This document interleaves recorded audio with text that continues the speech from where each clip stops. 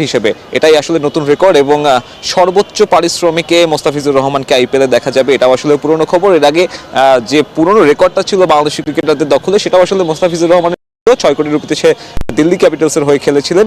এর আগে তার আগের রেকর্ডটা বেশ পুরনো, 2009 সালে মাশরাফি বিন মুর্তজাকে বাংলাদেশি বর্তমান টাকায় আর কি 5 কোটি টাকার বেশি কিছু টাকায় আসলে নিয়েছিল কেকেআরই, এবং এই কেকেআরই কিন্তু চতুর্থ বাংলাদেশি ক্রিকেটার হিসেবে মোস্তাফিজুর রহমান জার্সি গায়ে জড়াবেন। এর আগে মাশরাফি বিন মুর্তজা থেকে শুরু করে লিটন কুমার দাস কিংবা সাকিব আল হাসান লম্বা সময় এই এই যে ক্লাবটা রয়েছে কলকাতা, সেই ক্লাবের জার্সিতে আইপিএল মাতিয়েছেন এবং সেখানে আসলে বাংলাদেশি ক্রিকেটারদের যে ফ্যান বেসটা রয়েছে সেটাও কিন্তু আসলে নতুন করে বলার কিছু নেই। শাহরুখ খানের দলে নতুন করে এবার মোস্তাফিজুর রহমানকে দেখা যাবে। এরই মধ্যে সোশ্যাল মিডিয়ায় মোস্তাফিজুর রহমানকে নিয়ে কলকাতা প্রচারণা চালানো শুরু করে দিয়েছেন এবং যদি আমি বলে থাকি যে মোস্তাফিজুর রহমানকে নিতে কিন্তু তারা বেশ কাঠখড় পুড়িয়েছে। প্রথম দিকে কলকাতা সিএসকে সাথে যে দিল্লি ক্যাপিটালস প্রথম বিডিং শুরু করে এবং 5 কোটি রুপির পরে যখন দিল্লি ক্যাপিটালস সেখান থেকে নাম সরিয়ে নেয়, কারণ যেমনটা জানেন আসলে রিমাইনিং যে পার্টস রয়েছে প্রত্যেকটা দলের নির্ধারিত টাকার অঙ্কটা সেটাও কিন্তু মাথায় রাখতে হচ্ছে, কারণ এটা একটা মিনি অকশন এবং এখানে আসলে রিটেইন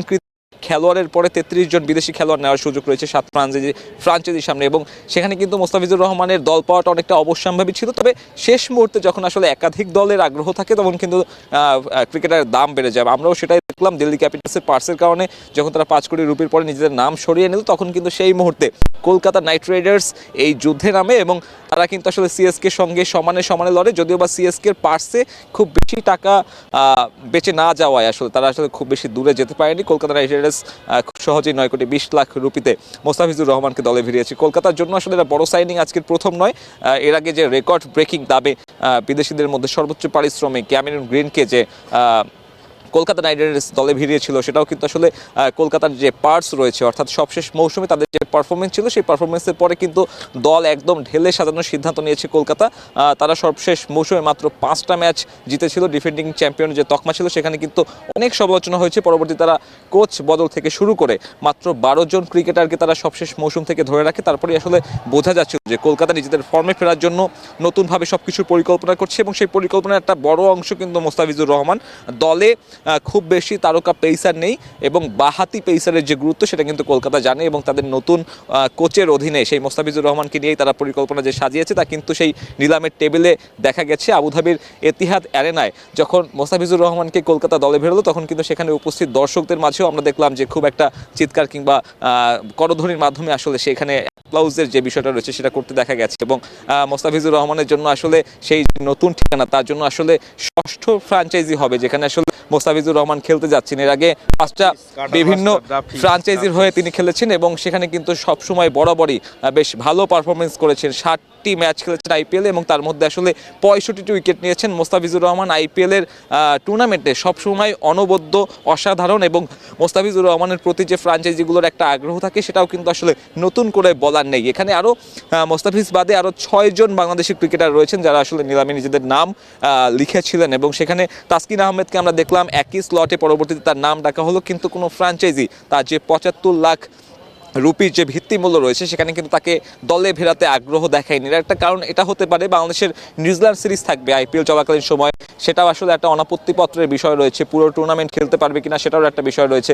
এগুলো আসলে ফ্র্যাঞ্চাইজিদের আসলে একটা বড় মাথা ব্যথার কারণ। তারা চায় যে পুরো টুর্নামেন্টের পরিকল্পনা সাজানোর জন্য একটা প্লেয়ারকে তারা যেন পুরো মৌসুমের জন্য পায়, সেটা কিন্তু একটা বড় গুরুত্বপূর্ণ বিষয় এবং মোস্তাফিজুর রহমান টুর্নামেন্ট খেলতে পারবে কিনা সেটা নিশ্চিত নয়। তবে মোস্তাফিজুর রহমান যে বড় দামে নতুন জার্সিতে গায়ে জড়াতে যাচ্ছেন এবং আইপিএলে আসলে বাংলাদেশি ফ্যানদের যে উন্মাদনা নতুন করে জন্ম দেবেন সেটাও আসলে বলার কিছু নেই এবং এই একই দলে ক্যামেরন গ্রিনকে 25 কোটি 20 লাখ রুপিতে কলকাতা ভিড়িয়েছে।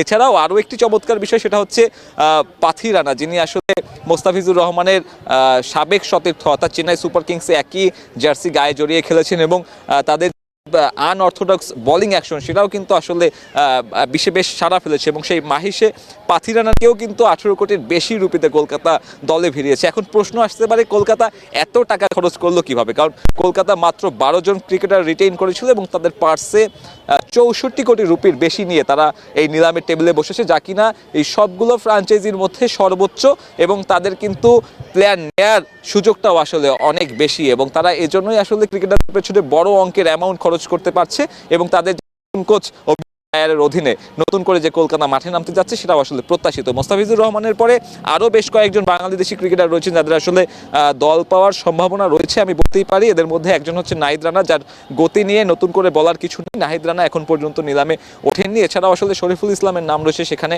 রিশাদ হোসেন যিনি কিনা আজকে বিগ ব্যাশে নিজের অভিষেক ঘটিয়েছেন, সেই রিশাদ হোসেনের নামও রয়েছে। যেহেতু তাসকিন আহমেদ আনসোর্ড থেকে গেছেন, তাসকিন আহমেদের দল পাওয়ার সম্ভাবনা একেবারেই কম।